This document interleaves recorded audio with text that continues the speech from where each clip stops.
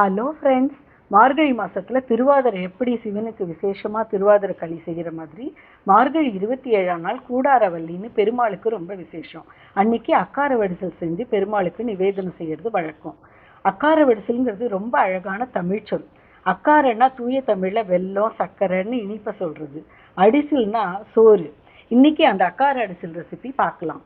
இதுக்கு தேவையானது 1 கப்பு பச்சரிசி, 1 டேபிள் ஸ்பூன் பாசிப்பருப்பு, 3/4 கப்பு நெய், 3 கப்பு வெல்லம், 4 கப்பு காய்ச்சின பால், 3 கப்பு தண்ணி, ஏலக்காய், முந்திரி பருப்பு, திராட்சை.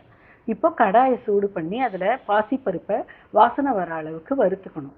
அதுலேயே பச்சரிசியும் போட்டு சூடு பண்ணி எடுத்துட்டு நல்லா களைஞ்சிக்கணும்.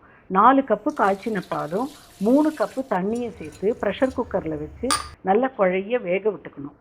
வெந்த சாதம் கொஞ்சம் கஞ்சி சேர்த்த மாதிரி தளர தான் இருக்கும். அப்படி இருந்தால் தான் கன்சிஸ்டன்சி கரெக்டாக இருக்கும்.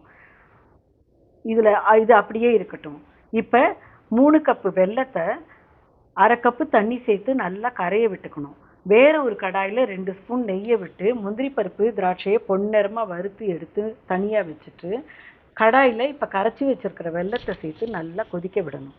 இப்போ 1 டீஸ்பூன் ஏலக்காய் பொடியும் சேர்த்துட்டு அடுப்பை மீடியம் ஃப்ளேமில் வச்சு நிதானமாக வெந்த சாதத்தை இந்த வெல்லத்தில் சேர்த்து நல்லா கலரணும்.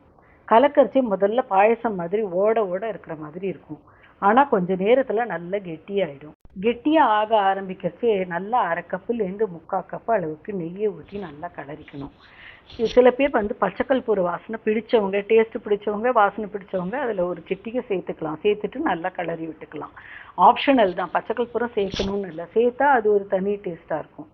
இப்போது நல்ல கெட்டி பாயசமாக ஆகிற ஸ்டேஜில் அடுப்பை ஆஃப் பண்ணிவிட்டு வறுத்து வச்ச முந்திரி பருப்பு திராட்சையை சேர்த்தா சுவையான அக்கார அடிசில் ரெடி. செஞ்சு பாருங்கள். Bye friends.